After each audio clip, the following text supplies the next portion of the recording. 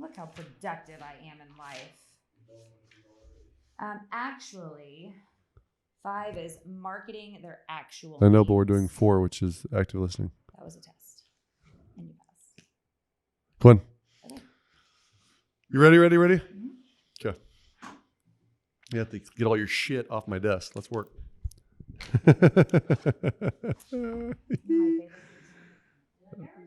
Oh, dude. I just need a pencil. Fuck. Do your testing. We are good over here. How do you know? He hasn't even asked for your testing. Dude, I've been talking. Eric, we're going to have to talk about how you should always take my side. Yes. That would be bad choices. How are my levels? Your hormones are way These the are fuck my off. levels. So we have active listening, marketing their actual We're just doing needs, one time though. and buyer shift. Active listening. let's go. I'm going to kill You ready? I'm ready, dude. I'm ready. And yet there's a phone in your hand. I'm just making sure all your clients are taken well care of.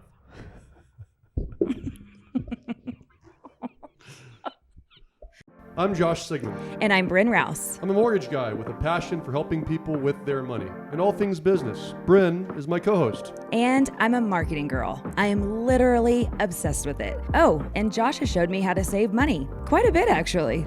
Because of her obsession, I hired her to do my marketing. And we've worked together for 10 years. We launched Sigman Sense in 2020, a podcast about money. It's a podcast that teaches people how to save more, give more, create wealth, and retire early. And we recorded and published 34 episodes. People liked it, and it was so fun. But most importantly, we helped people. So we're excited to announce we're doing a second season. And we're mixing things up. We're moving away from money talks to focus on all things business. Leadership, management, team building, book reviews, hiring, firing, operations. Motivating teams, lead generation, time management, personality profiling, closing skills. And of course, money. And marketing. We are inviting you to continue this journey with us, and we want your input. What topics would you like to see covered? Email all of your ideas to our podcast email address, sigmansense@gmail.com. And be sure to click that subscribe button when you visit our channels. You'll get notified when we drop new episodes. Are you ready? Season 2, Getting Down to Business. Welcome to Sigman Sense. Well, here we go. Welcome back. Hold on a second. I got to have, says Bryn likes to have all our drinks on the table. So let's just put all the drinks on the table. How can you even? I have 2 things. You have, there's whatever 5. you want here. We got to wash some dishes here. What we have to Here's do? your urine or your vitamin P. Here's some extra water. P, some extra water. What's this? What's this? I feel like that is probably coffee. That's coffee. For Believing for Briley, by the way. This is empty. A prop. This is whiskey. I was gonna say that's bourbon. How good is that I nailed all of those? Pretty good. It is after hours, by the way, so that's why we're doing this. But let me get this out of the way, and we are back to Sigman Sense, and we're going to keep on talking about ways salespeople tend to do better than others, right? Yes. I would argue that today's episode is probably the most important skill for the best salespeople in the world. I agree. And it's probably the area of weakness for most. I would also agree. Right. So this is a big disseminator right here and disseminating factor. So the skill that we're going to be talking about is active listening. Active listening. Oh God, it's so annoying just having to listen to people just go on and on and on. Because you're ready to talk about what you want to sell, right? Yeah, you can't wait to talk. Right. So you just right now what you're thinking is what I'm gonna say when Josh is done talking. Is that what you're doing right now? Yes. See? What'd you say? Yeah. So what we're gonna talk about is active listening and easier said than done. There's probably 4 or 5 things. There's some. Some of us are better than others, right? There's some people that are super inquisitive about other people's worlds and lives, and they ask lots and lots of questions. And that would probably be the first step. I just made a huge mess. Yeah, you did. I was waiting for that. Do you have a napkin at any time? So what we're talking about before I spilled was active listening skills. And so there's a couple ideas that combine this. Some people are naturally better at it than others, right? Some people naturally are more empathetic, care about others, want to listen to the whole story, understand where people are from.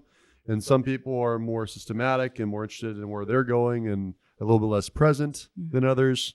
And I've probably fallen into all categories at some point, but it's an area I've had to work on myself to be super inquisitive and ask more questions. And the reason why listening skills are so important in general is because when people ask enough questions, then they're actually the one that's in control. Whoever asks the most questions is in control. Wins. Right? They win. Well, it's just, I guess they do win ultimately. They win. Because they find out, is this person really a prospective buyer? They find out, is this a good quality match? They find out, is this a person I actually want to hang out with and have a drink with maybe one day, someday? They find out how to sell them. They find out what a bad experience was in the past. They found out about how to really screw up the relationship if you just ask enough questions. So I find this to be a fascinating subject. I agree. You know. So what do you think it is that makes listening so hard, or what makes someone a bad listener? I think there's a couple things. First, so from a salesperson perspective or just interpersonal skills, which way? I think both. So salesperson, I think that one of them is lack of confidence, right? So they feel like they're not very valuable. They feel like they might only get 5 minutes, so they better get to the point really quickly. I think that's a basic one. I think a second one is some people in this, going back to business, I think some people are so oriented towards business and money that they forget to personalize before they professionalize. Right. So having an agenda. They've got an agenda that is missing valuable steps. Right. I think on the interpersonal, not business related, I just think personality wise, some people are raised differently. I think that, some people were taught not to ask, or not taught, were badly taught by their parents only don't speak till you're spoken to, don't ask me questions, like don't invade people's space.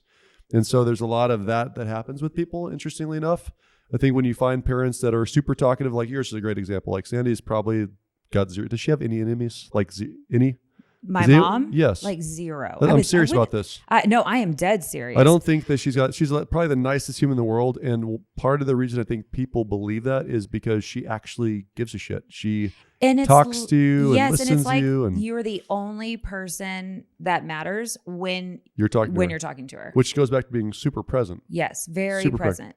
And that is a big character trait when it comes, or the difference between, you can listen, but active listening is about being present. Like really in the moment, and not just listening to being told, not just listening to what is being said, but listening to what is not being said as well. It is about being present and in the moment and paying attention to the interpersonal, non-verbal skills as well. And I think when you're listening, you can ask the next question that one makes sense, but two also is the next layer of deepness. Because you keep deepness. Is that a word? Is that not a word? We'll go with it. I don't know. But so you ask one question, they give you the answer, and then based on their response, you can go a little bit deeper if you're actively listening. Yep. If you're not actively listening, then you're thinking in your head, what is the next question on my list of questions to ask? And that goes back into, in one of the previous episodes, we were talking about being prepared, and we said we'll do some script training. But there's a big difference between just saying what you are supposed to say and understanding why you're saying it in the first place. Yeah. Which goes back to what you're saying, right? Like a rookie might make the mistake of going A, B, C, D, F, G, and just going through what they're supposed to say and missing the critical responses of, wait, they literally they're not ready to be sold. Like, shut up. Keep asking more questions. You forgot to backtrack a little bit, try and triangle for trust or whatever else it was, right? But for listening in general, what I would say, I'm going to tell you guys a story because I love stories anyways. And this is a result of a homework assignment I was given when I was in coaching very early on. So let's just talk about how do you get closer to people because a lot of people really struggle with asking not just questions, but asking enough questions, but not just enough questions, but asking deep questions, right? Yeah, I feel like there's a sense of discomfort that comes with asking, like, I shouldn't ask that, like that's way too personal. Right. And on the flip side, there's no deep relationships anyone has that don't have some personal combinations in there, right? Yeah. Like how many people, like if I were just to think on probably, let's say 3 hands. We have about 3 hands worth of people that know my deepest, darkest secrets, my goals, my fears. Yeah. When things are going great in my marriage, when things are a little bit off in marriage, about 10, 15 people that like we're on that level of relationship, right? And I interact with thousands. Right. Interact with thousands. So, but in the moment with about 500, I can be in a deep moment, be very, very present because of this story. So let me just tell you what the homework was. So, this is probably 15 years ago. I was getting a lot of feedback from people that work for me. So it's not proud stuff, but this is, learn from others by what not to do as much as what to do. But I was getting lots of feedback from my team specifically that I was not present. Like somebody would come into my office space and they'd start talking, and then the phone would ring, and I'd absolutely pick it up. Or they'd be talking, and then I hear the chime for the computer, so I'd start responding. And what was that again? And like try to keep talking while I'm emailing. And the worst was probably going to lunches. By the way, this wasn't just with team. This is family members, right? Yeah, so I'd be at lunches or dinners with people, and the phone would ring, and what I do, it's hold on a second. You're not you're not that important, wife. I got to take this. So I get up and leave the date and go take care of a call. So I was getting some good feedback from people that care that, hey, you need to be more present. So when you're with me for lunch or dinner, like put your shit down or don't even bring it in. And if you're going to have a one-on-one team meeting, like actually leave your phone. Don't even look at it. Don't even look at it. Yeah. I have my phone right here, but it's face down. Yeah. And I do that with the vibrator off, and so I can't hear it. It's out of sight, out of mind. It's just going to happen. So anyways, he said, I was telling my coach about this. He said, well, I got this thing for you. It's called talking to people about the ones, the tens, and the hundreds. I was wondering if you would go there. I am going there. So ones, tens, and hundreds the explanation is that 95%, 96% of all conversations every day are level 1 conversations. And level 1 conversations are those conversations that are meaningless, shallow. Weather. Yeah. Like walking to the bathroom, you catch somebody's eye contact that you didn't mean to catch. And so you feel obligated to say, hey, how's your day going? How was your day? And you keep walking. And so you don't even really hear the answer, nor do you care, honestly. Right. And unfortunately, that is the quality of the conversations that we have most of the time. Yeah. With a gas station attendant, with a waitress or waiter, with a bartender, with sometimes our spouses when we're not in a good space. We kind of, we occupy the same space and that's about it. So that's the level 1 conversation. Then you go to a level 10 conversation, are conversations where you know enough to be dangerous about it. You do care. The way that you show that you care is you bring up an element from a previous conversation. That, and I know that our kids play baseball, so we might ask how the baseball game was last night because you heard me say something about last night on the last conversation, or how asking about I'm thinking about going on a trip to this place. I think you told me 5 years ago you went to this place. Where should I go eat, or what should I do? So you have these little bit of it's called weaving. You're weaving past conversations, so it shows people that you care a little more, and you do. And the last level 100 conversation is where it's 1% or less of conversations where you literally reach into somebody's heart and like pull on the heartstrings. Yeah. Right. You know how they're hardwired. You know what to say to touch a nerve. Or you're willing to ask a question that is uncomfortable. Yeah, for very much so, right? Like you're willing to risk a little bit of your relationship, but the benefits are far outweigh. Or overstepping your boundaries, because that is the risk. And let's define the boundaries, right? The social boundaries. 100%. 100%. Like you shouldn't ask strangers. You shouldn't ask a stranger something that deep, or even your friends or acquaintances, right? Like, or at least we're told we're not right. There's things that you think are appropriate, and there's things you think are inappropriate. Yep. And so you shy away from them, but you're risking, like maybe you're the only person that could help them or have ever asked. Yep.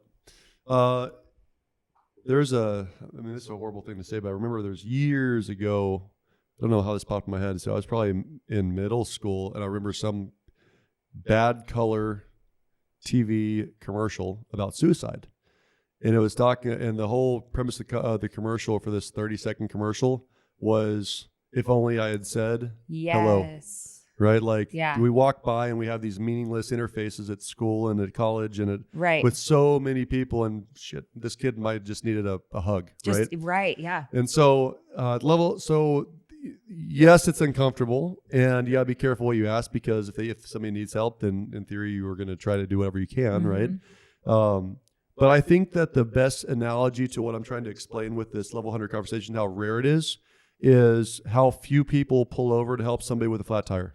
Yeah. Thousands of people just drive on past that poor old lady or that poor kid that's doesn't know how to change a tire, and one or two will stop and handle it, right? And so anyways, that was the homework assignment or the explanation was that. And the homework assignment was that for the next 2 weeks, I had to go try to engage people, total strangers. So imagine this, anyone that I met at a bar or restaurant, any total stranger, my goal was to get to a level 100 conversation in the first conversation, right? And the idea was that if you can do that with a perfect stranger, then certainly you can be more present, more engaged, more caring with the relationships you've got. And so I remember that I was given that assignment, and I was driving with a bunch of dudes over to actually New Orleans. We were driving from San Antonio to New Orleans to go to Mardi Gras, and we stopped. This is years ago, so don't judge me, but we stopped for some road brews in East Texas, and right before midnight. And I ran into the grocery store, the little gas station. And I go in there, and it's just a single, middle-aged lady that was behind the counter. And I ran to go get some beers, and I came back over, and then I remembered my assignment. And so I said, "Hey, how's your night been going?" Which is a very normal conversation, which is meaningless for most people. The difference is that I was trying to figure out what the next question would be to go to a level 10 conversation, to go to a level 100 conversation. Yeah. And so I was actually, when I asked the question, I actually did mean it, and I was paying attention to the response. And the only way I can explain it is that when she responded, probably some BS way that we've all responded, like, "Oh, just a slow night," or whatever she said. I literally, because I was paying attention, I don't know if it was her eyes or something, I didn't believe her. Like, it wasn't a good night. It was something bad. And so as I sat there for a second, and I gulped, I'm sure. And I thought this, and I was like, "Ma'am, you don't know me from anybody, but I'm just like a good set of ears right here. If you want to share something that's on your heart, I'm all ears, if you want to just talk to somebody." And she burst into tears. Oh my God. She just starts crying. And I was like, "Holy shit, what have I got myself into?" Oh, goodness. And so then she proceeded to tell me over the next, 10, 15 minutes that only a couple hours earlier, she had been given a call from a parole officer whose duty it was to inform her that her ex-husband, who had beaten her within an inch of her life and had gone to jail for a decade for attempted murder, was being released. And so that was the call she got hours before I showed up. And what I always think about to this day, and it's why it encouraged me to always engage when my gut says engage, is that I wonder how many people had gone through that same gas station in the last couple hours, and she's having one of a relapse of the worst day of her life. Right. And they had no clue, nor did they care enough to ask, "How's your day going?" and actually be present enough to go to the next level. So that's what level 1, 10, 100 conversations are. But that's also what active listening is. And that's what I'm trying to explain, that active listening is taking on not just the verbals and the questions, but really listening and feeling. I guess feeling is a good word too.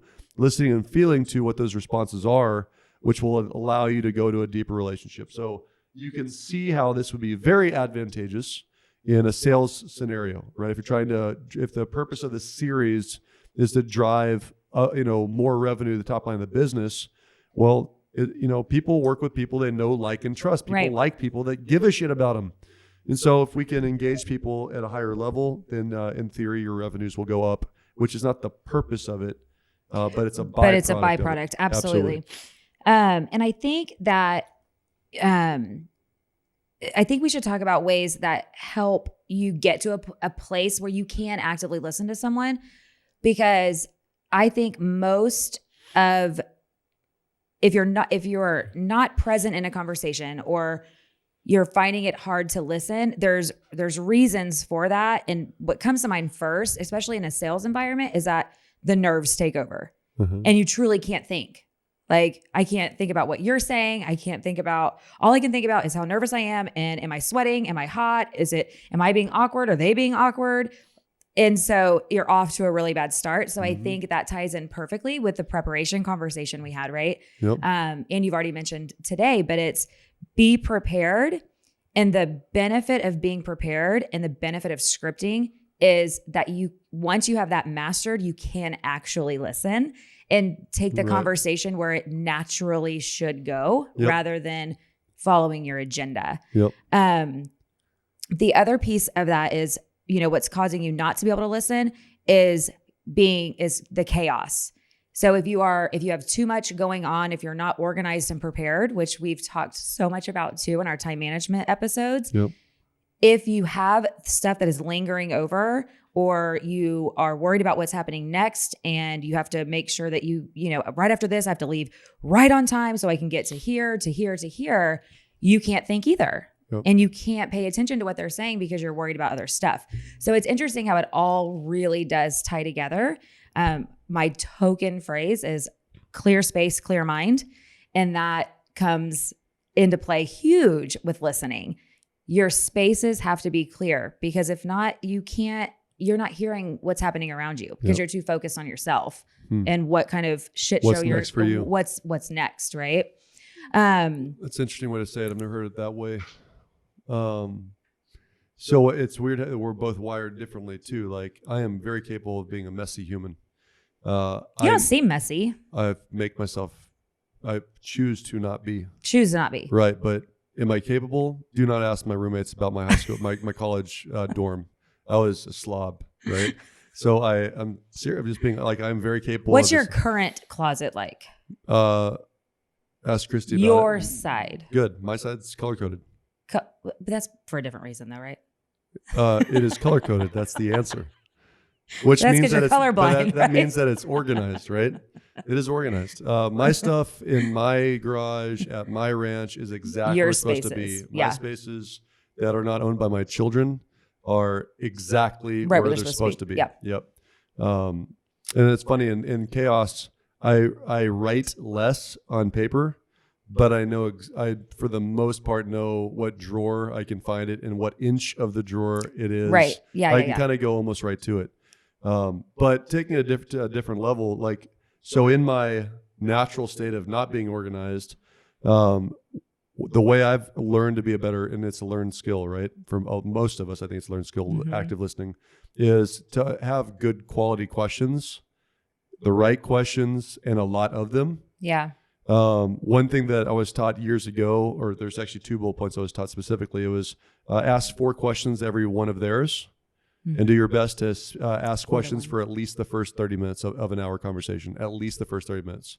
So, I'm just thinking, maybe I'm trying to give an example. So in lending and real estate, lenders like myself hit on realtors because realtors work with buyers and buyers or who they could refer to us, right?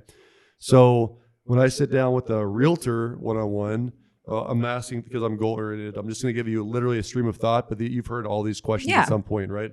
It's, after I personalize, so family, occupation, recreation, dreams. So tell me about your family. Tell me where you came from, or what do you do for hobbies? Talk about where you work. What do you like about it? What do you not like about it? So that's the FORD acronym: family, occupation, recreation, dreams. So basic questions. But then I'll go into: did you hit your goals last year? What were your goals last year? If people are unclear about their goals, I know I'm dealing with somebody that's not wired like me and maybe could use my help, right? If they are goal oriented, they typically know their numbers. So I'm like, perfect. What's your goals for 2021? Yeah. And that's a big difference. What are you going to do to bridge the gap there?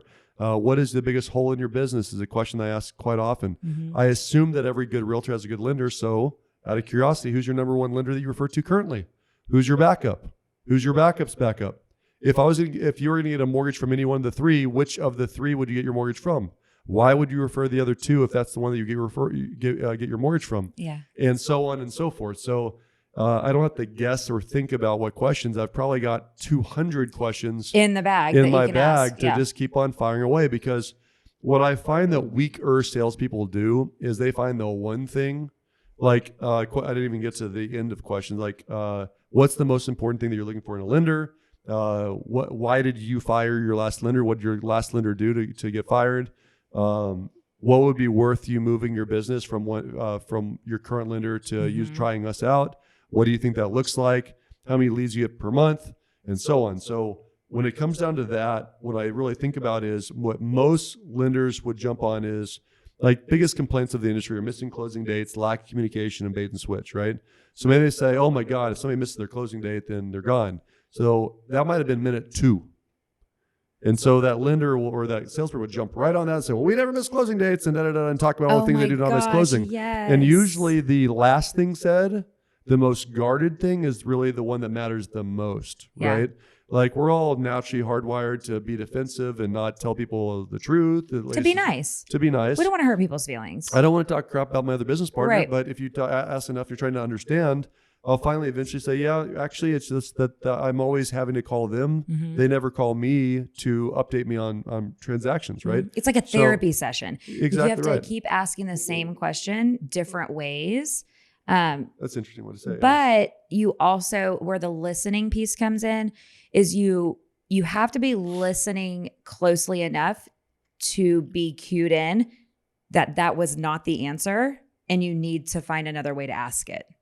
Like that's the piece that, because if better salespeople know how to do. Right. Because if you're just going to continue asking, like I hate nothing more than when people ask questions and they have the same response to every question, which sounds something like, so, tell me about your lender. Oh, he's great. Oh, okay, good. Make a note. And how long have y'all been working together? 10 years. Okay, great. Like that to me just shows that is a scripted agenda. You're not really listening. Yep. And if somebody's giving you one word answers, then that's also a great indicator that you need to. You've not engaged. You have not engaged. You have not engaged at all. So yeah, I don't know what I was going with that. I think that's spot on. I think that's just trying to point out what the differences are between qualified salespeople that have listing skills and basically everybody else. Right? Yeah. And on the note of you having like 200 questions to ask, the beauty of that are relevant. The beauty of that is you can pick and choose based off of the response. It's not a checklist of questions to ask and get through. It's, if they say something like this, I have a great question that can be a follow-up to continue that train of thought and continue getting more information. So what's the best question to ask? I don't know. Why? Tell me about Thank you. you. Why? Why or why not? Why? What? Yeah. So the last person got fired because of this. Why? Why? Like I need to understand. Like I don't really fully understand what you mean. And if you ask it, if you why or why not 3 times in a row, and they give you the same answer or a better answer of the same thing, you probably hit it correct. Right? Yeah. Keep going with the whys. Yeah. Very true. Very true. I relate that a lot to marriage. So typically in marriage, when you get into a fight with your spouse, it's not about that act, right? Like it's not about the socks being left on the floor for the 9,000th time. That was just the trigger. That was just the trigger. And at the end of the day, if you really are willing to like listen and ask all the right questions and dig deep, it's not about the socks being left on the floor. For me, that would be, it's a sign of disrespect that, I do work really hard to keep the house organized or whatever. And you come in and plop things right on the ground where I just cleaned, and it makes me feel disrespected. It's interesting. Totally different than you're an asshole because you can't put your socks away. Yep. Totally different, my right? wife's is actually a little different version of that. It's not a respect thing. I'm a respect person, but hers is if you do a better job of I'm not supposed to give too much criticism because I'm a coach and I can't coach my wife, right? But if I'm going to give any level of criticism that she's going to take, I better be giving like 10 attagirls, 10 compliments, like 10 compliments beforehand. I love beforehand, it. right? So she could put up with me dropping socks in one place if I said, "Thank you so." When I walk in the door, oh my God, the house looks amazing. Thank you for the kids look well put together. Yeah. The food, it looks amazing. I've never had anything like this. And then she can kind of tolerate that little thing. Oh my gosh. Yeah, very true. Take note, The gentlemen. words of affirmation. Take note, gentlemen. Yep. Yes, very true. Very, very true. Okay, so we talked. So I asked, what do you feel like makes people a poor listener? Mm-hmm. So we had lack of confidence, having an agenda, and the fact that they were raised differently, perhaps. And one thing that struck a chord with me when you said that is with our kids, I think a great question to ask, and I've tried to be better about this, is what did you just hear me say? Yep, absolutely. And you've talked about that in training. Like when you're training a new hire, asking them, what did you learn? What did you learn? What did you hear me say? Yep. And oh my gosh, I cannot even tell you how many times when I ask my kids that, it is something so completely different. Yep. Like literally KK told me the other day, well, I heard that you told me that you want me to tell you what you want to hear. And I'm like, yeah, okay, so we missed that one. So let's revisit. That is not what I said. But she actually said that? What she actually, yes, she That's actually, funny. I'm like, why would I want you to tell me what I want to hear? Like that? No. But if you are asking your kids, what did you hear me say? That is a great way to train them. Start training people early. Start training them to listen Yep. closely. Yep. And again, it's not all about the words. In fact, so little of it is about the Yep. words, right? Like what is it? 90% of communication is nonverbal. So you have to be sure you're watching the body shifts and Yep. the hand movements. This goes back and to, I know it was a tangent, but this is also why you don't do stupid emails and texts. Oh, yeah. Well, you can't. Yeah. Everything. What I heard you say is you freaking hate me. No, I was just saying I need your paycheck. That's it. No, you don't want to do the loan. I'm denied. What No, I'm saying is my just need keyboard your is stuck paycheck. on caps lock. I'm not actually. I'm not yelling at you. I swear to God. I can't fix my keyboard. Right. Yeah. Yeah. Oh my gosh. So, listening and watching the nonverbals are Yep. super important too. It's actually interesting. I bet there's going to be a lot of handicap, generational issues with the inability to interface with a actual human. It is getting a little interesting. It is. It is getting a little interesting. I mean, but then again, half my team won't answer the damn door if the doorbell rings. No, we run and See, hide. that's weird. I'm like, who Like, get came over for a Get beer? away from the door. Right? Do you hide or do you actually? Who? You do too? What's Hide. the deal? Younger people. And here's what's crazy. Like what criminal knocks on the door? Right. It's just Right? it's just a nice person. It's just maybe someone there to sell you something fabulous. Maybe they've got your dog out in the front yard that ran out the back gate and they're trying to return your dog and you don't care enough to go say thank you. It's just Amazon. Let's be real. It is just the Amazon guy. Oh, maybe that's what the problem is that you've gotten that We're- Pavlov's Oh my gosh. treatment. We're all just conditioned to You're it being the conditioned to Amazon think it is. guy. Yep. He comes daily. It's his daily But- visit. Yeah, I mean, I want to wrap up this thought process, but the bottom line is that, and the last one, by the way, is sociopaths. Sociopaths just don't care. What I mean by that is there are a certain number of people that just don't care about other people. So it's beneath them or they're not going to engage because they could care less about what you have to say or contribute. Right. And I think about some So interesting. an ex-boss or a bad teacher, or the worst version of humans is just that. And so imagine if you're making somebody feel like you don't care about them, especially if you do. And that was my experience back 15 years ago. Like when I was asking for surveys and feedbacks and culture and from my family and how could I be a better dad or father or dad or husband or coach or leader. What the consistent message was, just be more present. Like be more present. So, and I think that's very true.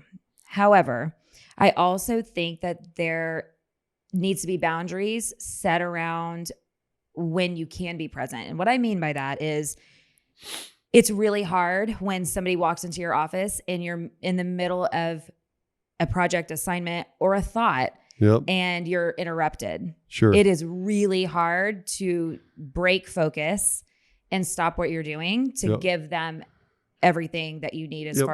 far as the attention goes. And so I think finding a healthy way to communicate that to people, like here's, Oh, absolutely. I think that's important. And, it's something that we have started working with our daughter is, hey, like when you have something that you really like, that's a serious topic or you want to talk about, we need to start either defining times that we talk about these things, or you need to learn to ask permission if now is a good time Yep. to have the conversation, because you never know what's going on. And you want to be in a space where you can listen. Yep. Because again, nobody wants to be an asshole. That's not the intention. It's that the timing wasn't right for that big conversation So or what that you're saying problem. is that if you're making a sales call and you're in a bad headspace, maybe reschedule? Yeah, well, you can reschedule, but also going back to mindset, if you call somebody and they're rude or, whatever, or everybody says no, don't take it the wrong way. You could have hit them at a really bad time. Yep. It's not you. It's not you. It's that it wasn't a good time for them. And so Yep. don't think that every no or someone telling you to buzz off is like, go away It's forever. funny they say that. You don't know what Yeah. what kind of day they've had. But I think to have success as an active listener means creating boundaries for people that say, hey, if my door's closed, I really need for you to respect that, because people coming in and constantly distracting you Yep. does nothing good for anybody. One, you can't get what you need done, Yep. which is only going to further escalate your problem of not being Yep. present, because now you have more to do. And you're talking about from the leadership role position. I think you can actually also switch that over to from the sales perspective. That's why you schedule appointments. Yes. Like dropping by is annoying. I'm busy. Annoying. But if you're clear about, hey, do you have time for a 30-minute coffee from 10:30 to 11 o'clock? Are you available? Mm-hmm. Then you're creating that space for both you and them to be able to be present. Absolutely. Right? Absolutely. And I've actually gone on both sides of the coin. I've been in places where every single thing got scheduled. Everything, no matter how little of a conversation or how big of a conversation, Yeah. was just put on the calendar. And I realized that wasn't the greatest idea either, because it was creating too much on my calendar. Yep. And so I had to kind of take a step back and say, you know what, these smaller conversations, like I really need to be able to just have those in the Yep. moment and get them off altogether. But the idea of anything that's important needs to have time scheduled around it, no matter what kind of conversation it is. Yep. And if we're talking about sales or we're talking about something with the family, those are important conversations. Yep. So creating space for them is huge. And then to be a good leader, we have to listen. We have to listen to our people. And so telling them, the best way to approach getting the best from you Yep. is huge, because it's great that we ask for feedback, but also protecting ourselves as well. Like, here's how telling people how you can get the best from me. Yeah. This is how you do it. Yep. I'll take that a step further. So going back to listening, it's not always what is said, but it's what's not said. So one of my favorite books of all time, it's what we built our business around, called Raving Fans. Raving Fans by Ken Blanchard. My favorite line in the book is, listen to the silence. If your clients are ranting and raving and say how great you are, you're just like everybody else. Yes. And the average experience is exactly that. It's an average experience. And so sometimes it goes back to, if you're really present in a moment with a client, with a referring partner, and they go silent, just because they're not bitching doesn't mean that they're happy. Totally. Right? So that's an active listening as well. It's listening. Okay, normally we'd be touching base once a week, and all of a sudden she's gone radio silent for 2 weeks. Mm-hmm. Is she traveling? Is she dead? Or is she pissed? Which one is it? Because one of the three's happening. Yeah, you've been ghosted. You're There's right. probably a reason. And the way I always start those conversations as a little tactic is, I always say it, like, especially if it's for an extended period of time, maybe I haven't talked to a referring partner for 3 months. I'll say, hey, I apologize. I clearly messed up. Could you give me some feedback on what I could have done better? And 9 times out of 10, they laugh and say, what are you talking about? And they're sincere. But 1 out of 10, and they're like, I'm really happy you asked. And they let me have it because I opened the space for it. Yeah. But if I wasn't ready to receive whatever it was, good, bad, or ugly, Yeah. then we wouldn't progress in a relationship either. So I'm willing to ask really deep questions. Like, shit, I ask about money. Money is a very personal thing. And here's the thing too. And I ask think, about money with people that don't work for me and people that are not my clients. I ask about money questions all the time. let's be real, Josh. You ask questions that are sometimes inappropriate. And I say that with so much love, because the asterisk that I wrote down is, if you're willing to have a 100 conversation, Yeah. you have to understand the downside is that people may be off put by Yep. you asking something so personal. Yep. But that's okay. And I think that the more that you prove that it comes from a place of love, Yep. the more it's accepted, Yep. and the more comfortable people are with saying, bro, Yep. you can't ask that. Like, no, you can't go there. And that's the one question I stopped asking. I keep asking everything else. I actually like that you're pointing that out, because so what's the easiest way to explain this? Well, if you're religious, it'd be a lukewarm comment. So God doesn't like lukewarm. Like be all in or be all out, but either way's fine. You don't have to be my friend, but we might as well, if we're going to be friends, let's be best freaking friends. Like let's talk about everything. I want to know it all. Yeah, but lukewarm is disgusting, man. And when it comes to sales, I've said before, like get a clean yes or clean no. Right. Everything in between is garbage and it wastes everyone's time. Yeah, and that's what adds stress. So if I ask certain questions that people aren't willing to engage in, like going back to the one about goals, like I am attracted to people that have goals. Yeah.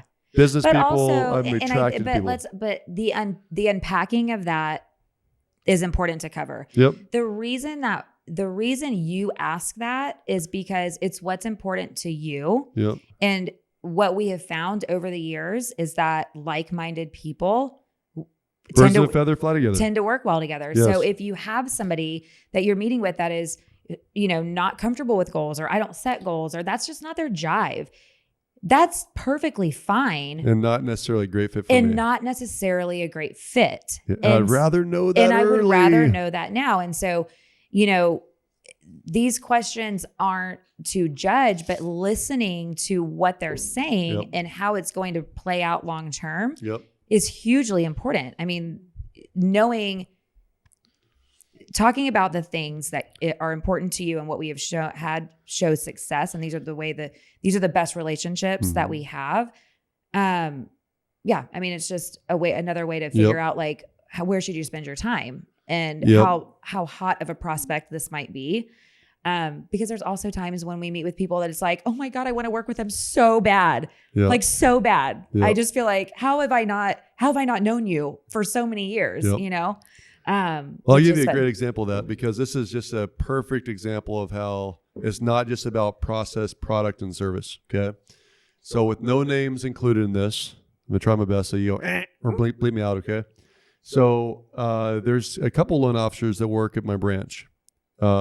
That specifically work with me, under me, and utilize my personal team to serve clients and referring partners. Okay. So I've got this one referring partner that has a couple different buyers agents, and and we've been working together for years at this point. Mm-hmm. And one of my other loan officers met one of the buyer's agents, and they have everything in common as far as like what they like to talk about is, I'm going to say this without trying to be offensive, but like chick shit, like stuff that I'm not going to have the ability to talk about with a lady. I'm just not going to be able to do it. So I don't talk about going to the salon. I don't talk about, when women meet up and talk, they want to know every aspect, everything in life with their friends. Yeah. And women and men don't have those same conversations, because then you dance on some bad borders, right? Mm-hmm. What I want to talk about is, what we can do to improve each other's businesses. Right. What I want to talk about is the next client or the past client and the experience, and how do we improve the experience. And so I was working with a specific buyer's agent for over a year and a half. Along comes Miss Daisy, and they get into a relationship, for business relationship. And all of a sudden, so they're using what the agent doesn't know is that both of us have the same back end team. We have the exact same. Everything funnels to the same place. But suddenly, talking to the other agents, my process is bad. My service. That's funny, yeah. And this process, service, and client experience is good, and it's exactly the same. Oh my gosh! But the difference is that we are not meant to work together. Right. And that's okay, because we don't have things in common. And that's that whole personalizing before you professionalize. And these two do, and albeit like, hey, have at it, have all the rest of the business. That's totally fine with me. That's so interesting. But that's the things you find out earlier on when you're asking better questions. Yeah. It was just a miss early on for me. Yeah. That's super interesting. Yeah. You know. So I think with listening, to wrap it up, I think my best advice, or my best tips are basically to make sure that whenever you go into an appointment, or whenever you are deeming a conversation an important one, clear the space. And I think it is perfectly fine to stop the conversation if you realize that you are not in a place where you can listen or accept whatever's going to be told to you, right? And reschedule for a time that is. Because not listening is going to do way more damage than the sting of, hey, I can't do this right now. Let's reschedule. Got it. That sting, oh my gosh, so much easier than the one that. This is where we're good together because that's an emotional thing to say because I would not have ever thought of that. And Really? Absolutely not, because mine's the opposite. What my opposite, like best 2 tips are really simple. It's ask better quality questions and you have a better quality conversation. So that dovetails with, if you ask the same questions as everybody else that's doing what you're doing and selling what you're selling, you're just like everybody else. So one of the reasons why I fire blazing questions and things everybody, whoa, did he just ask that? Is because I want to have deeper, more meaningful relationships. I'm going to ask better and sometimes off the wall questions because I think that the quality of the conversation improves with that. I think I would agree with that, but I think you're assuming that you're in a space of you've allotted time for the conversation. Sure. So this is talking about people that come in to your office unannounced, kids that come in with a huge problem and want to drop everything on your lap in the middle of the workday. Because they both get deemed the same as you're a shitty listener or you don't care, right? Right. They both fall under the same umbrella. And so if you're in a leadership position or wherever, and you find yourself in a conversation that is way too heavy for your mind space, it is better to 100% stop the conversation and presume later when you have the mental space to give it.